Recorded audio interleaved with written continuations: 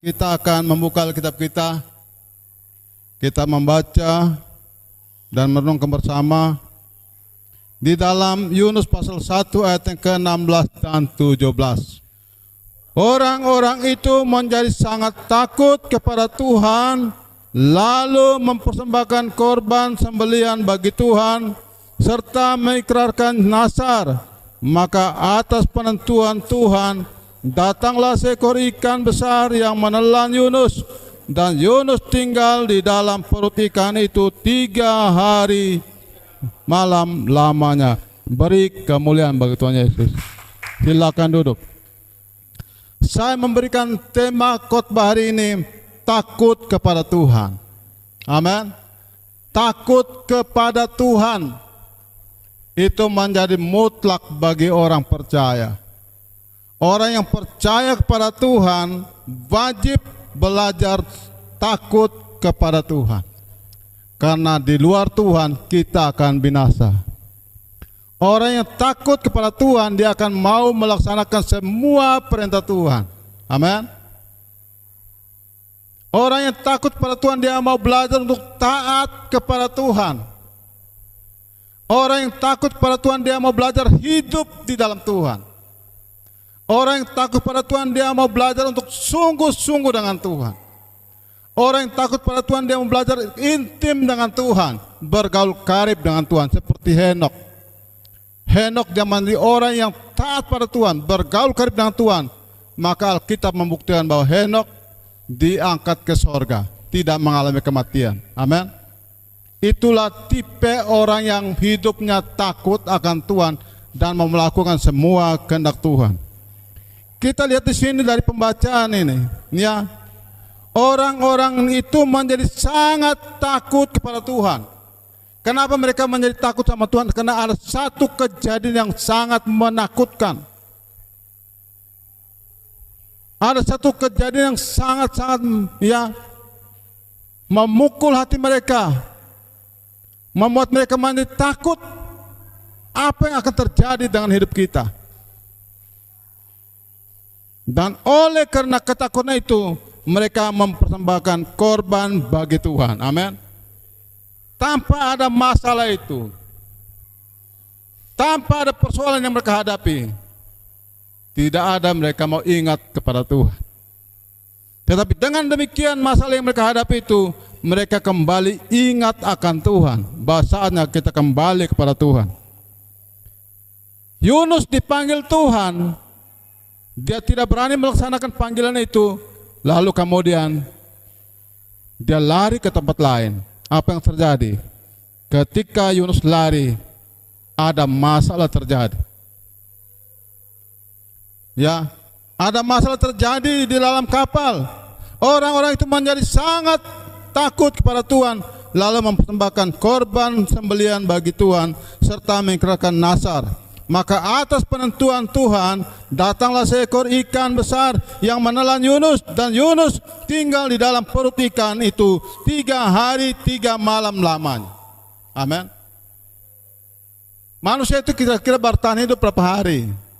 Kalau dia di dalam kuburan, kalau ditutup hidungnya, kira-kira bertahan hidup berapa hari? Mungkin 10 menit manusia itu sudah mati, saudaraku. Tapi Yunus di dalam kuburan, di dalam perut ikan selama 3 hari 3 malam. Yunus tidak mati. Amin. Kenapa di dalam perut ikan Yunus tidak mati? Karena Tuhan masih mengasihi Yunus. Amin.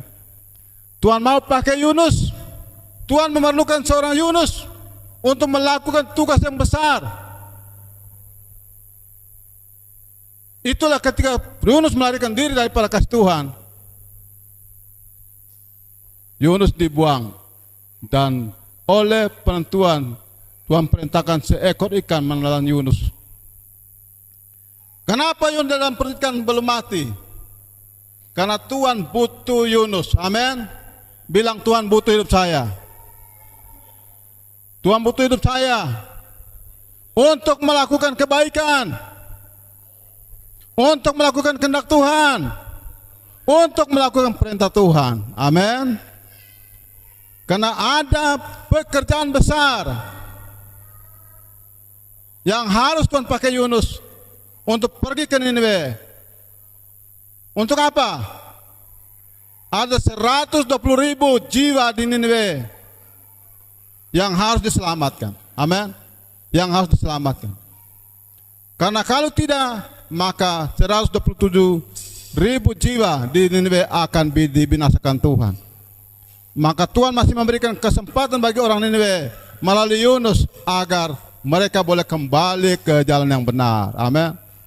Kembali hidup di dalam Tuhan. Kembali bertobat. Ya. Kita lihat mengapa kita takut akan Allah? Kenapa kita takut akan Allah?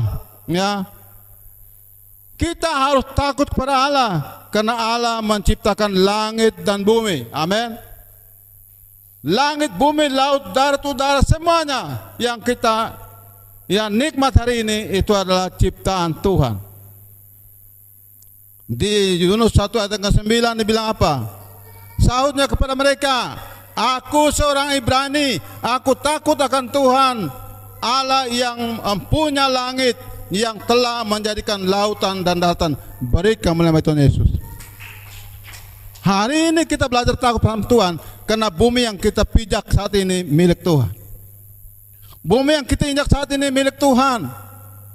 Daratan yang kita ada saat ini milik Tuhan. Rumah yang kita ada saat ini milik Tuhan. Hidup yang kita milik saat ini adalah milik Tuhan dan kepunyaan Tuhan. Kita perlu belajar takut sama Tuhan. Kenapa kita datang berkumpul di tempat ini untuk beribadah pada Tuhan? Karena kita tahu bahwa segala-galanya dari Tuhan. Kita perlu memberikan penghormatan setinggi-tingginya bagi nama Tuhan. Ya, nama yang besar mulia, nama yang perkasa, nama yang agung, nama yang berkuasa, nama dia segala nama. Oleh nama Yesus itu kita memanggil karena kita berseru, ya Aba, ya Bapa. Kalau orang berani berseru ya Aba, ya Bapa, artinya tanda pertobatan, tanda kesadaran, tanda orang waras. Orang waras itu pasti dia sebut, dia memanggil ya Aba, ya Bapa. Tebes kelale. Itu orang waras. Orang waras, orang sadar. Dia akan selalu berseru ya Aba, ya Bapa. Artinya kita butuh Tuhan. Amin. Hidup ini butuh Tuhan. Tanpa Tuhan hidup kita tidak akan mengalami keselamatan. Ya. Kenapa? Kenapa kita butuh Tuhan? Karena kita tidak akan bisa melarikan diri dari murka Tuhan. Amin. Kita butuh Tuhan. Tuhan yang menyelamatkan kita. Kalau kau tidak butuh Tuhan, jangan berharap kau bisa melarikan diri dari murka Tuhan. Amin. Kau tidak akan bisa melarikan diri dari murka Tuhan. Buktinya Yunus.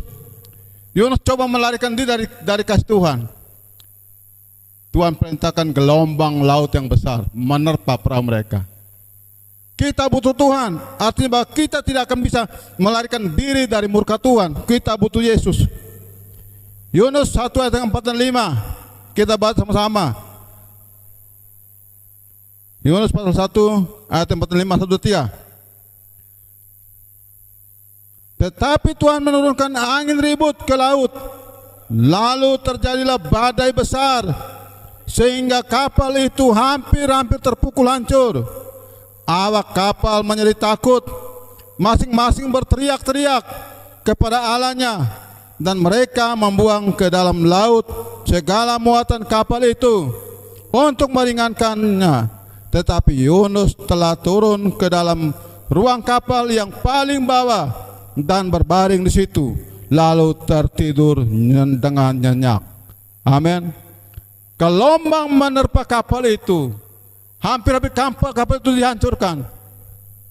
Akibat Yunus punya perbuatan, malah Yunus tidur nyenyak. Jangan coba-coba kita tidur nyenyak dengan setiap masalah. Amin. Jangan coba-coba kita tidur nyenyak dengan setiap keadaan. Kita perlu bangkit. Kita perlu datang pada Tuhan, berseru pada Tuhan, minta pada Tuhan.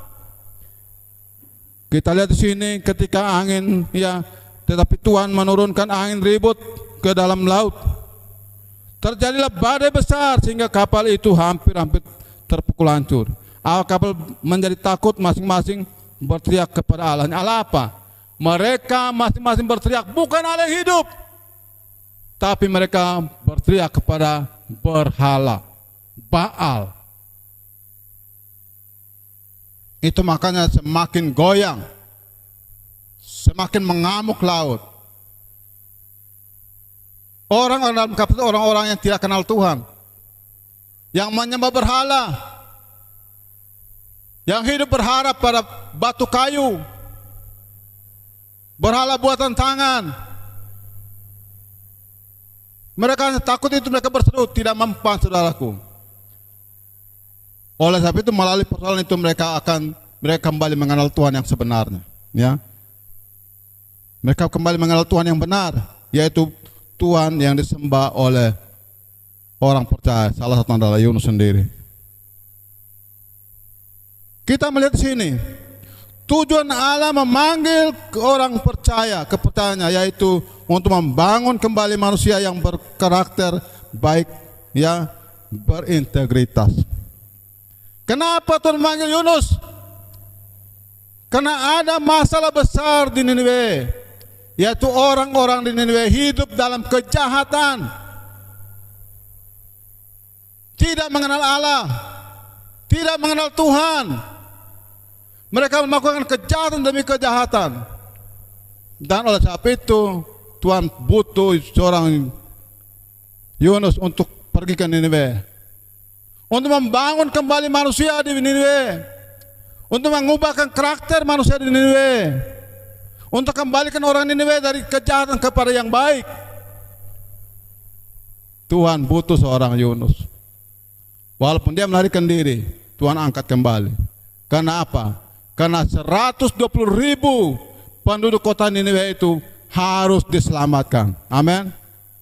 Amin. Bilang hidup kita harus diselamatkan. Kita butuh Tuhan. Kita butuh firman yang mengubah kita, yang menyelamatkan setiap kehidupan kita. Jadi yang jelas tujuan Allah memanggil Yunus untuk membangun kembali kehidupan manusia yang baru.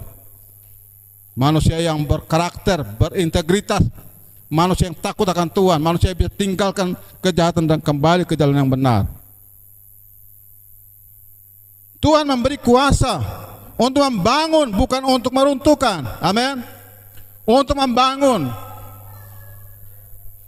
Tuhan memberikan kuasa kepada Yunus pergi membangun kembali. Membangun kembali kota Niniwe, membangun kembali manusia di Niniwe, agar mereka boleh kembali ke jalan yang benar. Kita lihat di sini. Coba kita lihat di 2 Korintus 10 ayat 8. Haleluya. 2 Korintus 10 ayat 8. 1, 2, 3. Bahkan jikalau aku agak berlebih-lebihan, bermegah atas kuasa yang dikaruniakan Tuhan kepada kami untuk membangun dan bukan untuk meruntuhkan kamu, maka dalam hal itu aku tidak akan mendapat malu. Beri kemuliaan bagi Tuhan Yesus. Rasul Paulus diperintahkan Tuhan untuk pergi membangun kembali kehidupan manusia, bukan untuk menghancurkan. Amin. Membangun bukan untuk menghancurkan. Kita dipanggil untuk membangun, bukan untuk menghancurkan. Dan kalau kita dipanggil Tuhan untuk membangun, kita harus sungguh-sungguh membangun. Amin. Membangun karakter kehidupan kita. Kita menjadi manusia yang berintegritas benar, integritas baik, melakukan hal yang baik, melakukan hal yang benar.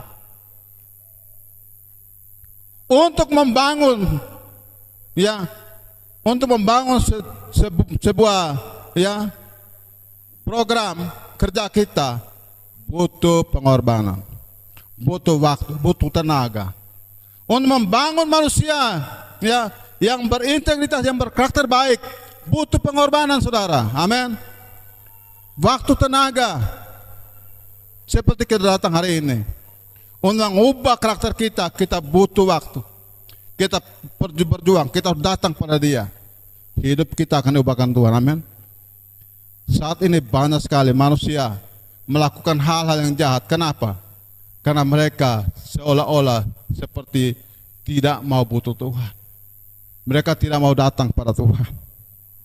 Tetapi Rasul Paulus diperintahkan untuk pergi membangun, bukan untuk meruntuhkan. Ya, yang dikaruniakan Tuhan kepada kami untuk membangun dan bukan untuk meruntuhkan kamu. Untuk membangun ini salah satunya ada satu pengorbanan, satu perjuangan yang berat, saudara. Untuk membangun satu manusia yang hidupnya dulu rusak menjadi manusia yang baik itu butuh waktu. Lalu butuh pengorbanan, butuh perjuangan. Untuk menjadikan seorang yang rusak hidupnya, yang jahat perilakunya, untuk kembali ke jalan yang baik, butuh waktu, butuh perjuangan. Seperti Tuhan Yesus. Tuhan mau menyelamatkan kita dari hidup yang rusak, dari hidup yang jahat, kembali ke hidup yang baik. Itu pengorbanan yang luar biasa. Dia harus rela mati di kayu salib. Dan dia bangkit jadi pemenang, memberikan keselamatan bagi kita. Itu pengorbanan.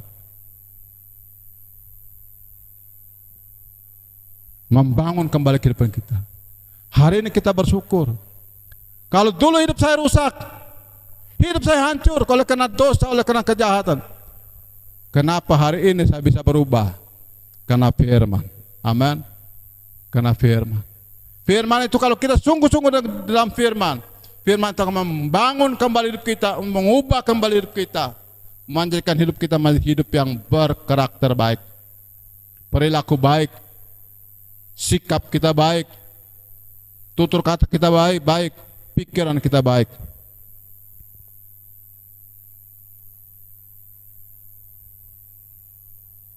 Dua Korintus 13:10. Menurut kuasa yang dianugerahkan Tuhan untuk membangun. Membangun itu adalah anugerah Tuhan. Amin. Membangun manusia itu adalah anugerah Tuhan. Membangun kehidupan kita yang baru adalah anugerah Tuhan. Ya, Tuhan memberikan anugerah buat kita untuk membangun sikap hidup manusia. Agar kita kembali ke manusia yang baru. Manusia yang berkarakter, manusia yang berintegritas. Kita lihat 2 Korintus 13:10. 1, 2, 3. Itulah sebabnya sekali ini aku menulis kepada kamu ketika aku berjauhan dengan kamu, supaya bila aku berada di tengah-tengah kamu, aku tidak terpaksa bertindak keras menurut kuasa yang dianugerahkan Tuhan kepadaku untuk membangun dan bukan untuk meruntuhkan. Beri kemuliaan bagi Tuhan Yesus. Kalau kita sudah dibangun dengan baik, saudaraku, perlu dijaga. Amin. Bangunan itu perlu dijaga dan dirawat, bukan untuk diruntuhkan. Dibangun lalu diruntuhkan. Kehidupan kita sudah dibangun, jangan sampai diruntuhkan oleh keadaan, oleh situasi. Amin. Seringkali kehidupan orang punya rohani itu sudah terbangun baik, saudara. Sudah terbangun dengan mantap. Tapi karena salah satu situasi yang membuat kerohanian dia dirusak kembali. Banyak manusia yang rohaninya sudah terbangun, tapi rusak kembali. Dia kembali ke jalan yang jahat. Dia kembali ke jalan yang jelek. Dia hancur kembali. Kenapa? Karena dia tidak menjaga kehidupannya yang sudah dibangun. Tuhan sudah membangun kembali kehidupan kita dengan darah yang kudus. Kita perlu memanfaatkan, perlu pergunakan ini, ya, dengan sebaik-baiknya. Kita perlu menjaga bahwa untuk membangun kembali kehidupan saya membutuhkan orang yang mengorbankan dirinya untuk saya. Untuk membangun kembali kehidupan orang Niniwe membutuhkan seorang yang harus berkorban, yaitu Yunus. Untuk membangun kembali kehidupan kita, ya, umat manusia di muka bumi ini membutuhkan seorang penebus, yaitu Tuhan Yesus sendiri. Ya. Yunus Yunus dianugerahkan Allah untuk membangun kembali kota Niniwe dengan menyerukan semua penduduk kota Niniwe harus bertobat dari tingkah laku mereka yang jahat dan berbalik kepada Allah. Amin. Kita lihat di Yunus pasal 3. Yunus pasal 3 ayat pertama sampai ayat yang ke-10. Yunus diperintahkan untuk membangun kembali kehidupan kota Niniwe. Kita baca 1, 2, 3. Datanglah firman Tuhan kepada Yunus untuk kedua kalinya demikian. Bangunlah, pergilah ke Niniwe, kota yang besar itu, dan sampaikanlah kepadanya seruan yang kufirmankan kepadamu. Bersiaplah Yunus lalu pergi ke Niniwe sesuai dengan firman Allah. Niniwe adalah sebuah kota yang mengagumkan, besarnya 3 hari perjalanan luasnya. Mulailah Yunus masuk ke dalam kota itu sehari perjalanan jauhnya, lalu berseru, 40 hari lagi maka Niniwe akan ditunggang balikan. Orang Niniwe percaya kepada Allah, lalu mereka mengumumkan puasa, dan mereka baik orang dewasa maupun anak-anak mengenakan kain kabung. Setelah sampai kabar itu kepada raja kota Niniwe, turunlah ia dari singgasananya, ditanggalkannya jubahnya, diselubungkannya kain kabung, lalu duduklah ia di abu. Lalu atas perintah raja dan para pembesarnya, orang maklumkan dan mengatakan di Niniwe demikian, manusia dan ternak, lembu, sapi dan kambing domba tidak boleh makan apa-apa, tidak boleh makan rumput dan tidak boleh minum air. Haruslah semuanya, manusia dan ternak, berselubungkan kain kabung dan berserulah dengan keras kepada Allah, serta haruslah masing-masing berbalik dari tingkah lakunya yang jahat dan dari kekerasan yang dilakukannya. Siapa tahu mungkin Allah akan berbalik dan menyesal serta berpaling dari murkanya yang bernyala-nyala itu, sehingga kita tidak binasa. Ketika Allah melihat perbuatan mereka itu, yakni bagaimana mereka berbalik dari tingkah lakunya yang jahat, maka menyesallah Allah karena malapetaka yang telah dirancangkannya terhadap mereka, dan ia pun tidak jadi melakukannya. Beri kemuliaan bagi Tuhan Yesus. Haleluya, puji nama Tuhan. Saudaraku, orang Niniwe merespon, amin. Orang Niniwe menerima apa yang disampaikan oleh Yunus melalui firman Tuhan. Orang Niniwe siap melakukan. Allah kalau sudah merancangkan untuk menghancurkan, Allah tidak akan mengubahnya kembali. Tapi ketika mereka merespon firman Allah, mereka kembali kepada Allah, mereka berpuasa, bukan saja manusia, tapi hewan-hewan mereka semuanya berpuasa, saudaraku.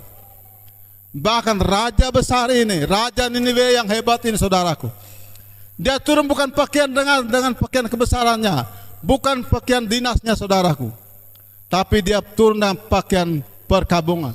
Dia duduk di abu-abu, saudaraku. Itu menandakan bahwa dia mau sungguh-sungguh kembali ke jalan yang benar. Dia butuh Yesus, dia butuh Allah, dia membutuh belas kasihan Allah, saudaraku. Seorang raja bisa duduk di abu. Seorang raja bisa duduk di abu, itu tandanya apa, saudaraku? Itu adalah satu penyesalan, meresponi titah Tuhan, merespon firman Tuhan. Dia tidak mau lagi kota Niniwe dihancurkan oleh Allah melalui firman-Nya, melalui perkabungan, melalui puasa itu. Mereka berharap belas kasihan Allah kembali pada mereka. Dan apa yang terjadi? Apa mereka lakukan hal yang benar dan kembali ke jalan yang benar. Mereka mau tinggalkan segala kejahatan mereka, itulah akhirnya Allah membatalkan kembali. Amin. Saudaraku, ini bukan main-main, saudaraku. Kota Niniwe itu berpenduduk 120.000, 3 hari perjalanan jauhnya. Kota yang mengagumkan, kota yang hebat, tapi di dalam kota itu penuh dengan kejahatan. Manusianya jahat-jahat, manusianya rusak-rusak. Tetapi justru di balik kerusakan mereka, Allah membutuh seorang Yunus untuk pergi menyampaikan rancangan Tuhan bahwa kalau mereka tidak bertobat, habis. Amin. Kita lihat berapa banyak kota di Indonesia hari ini hancur. Berapa banyak? Bisa hitung tidak? Tidak sangka-sangka, hanya sekejap saja musibah itu bisa datang kapan dan di mana saja. Amin. Palu dan Donggala habis. Pohon-pohon bisa pindah, gunung-gunung bisa pindah, rumah-rumah bisa pindah. Itulah kebesaran Allah. Kalau kau tidak kenal pada Allah, kuasa Allah, rancang Allah, kalau dia sudah putus akan terjadi. Ya, kita lihat di Takari, gunung bisa berpindah dengan pohon-pohon satu kali, tidak ada yang runtuh. Ya,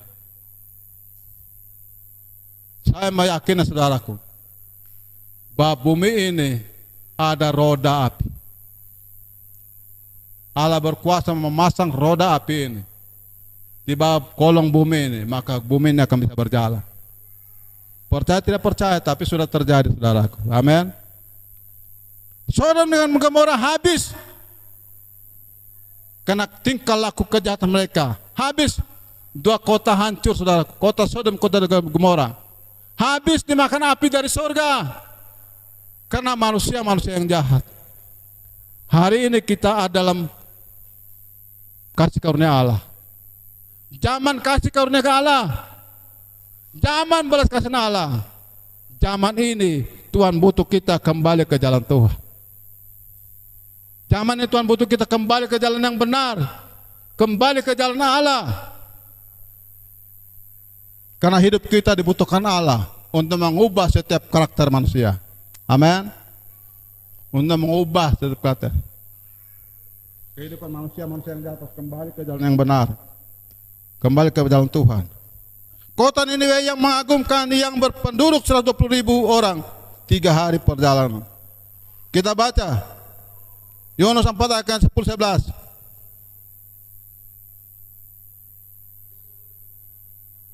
Yohanes 4 ayat 10-11. 1, 2, 3.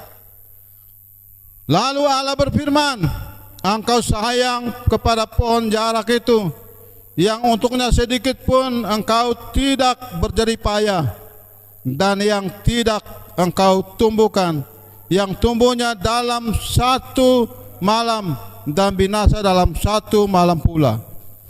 Bagaimana tidak aku akan sayang kepada Niniwe, kota yang besar itu, yang berpenduduk lebih dari 120.000 orang, yang semuanya tidak tahu membedakan tangan kanan dari tangan kiri dengan ternaknya yang banyak.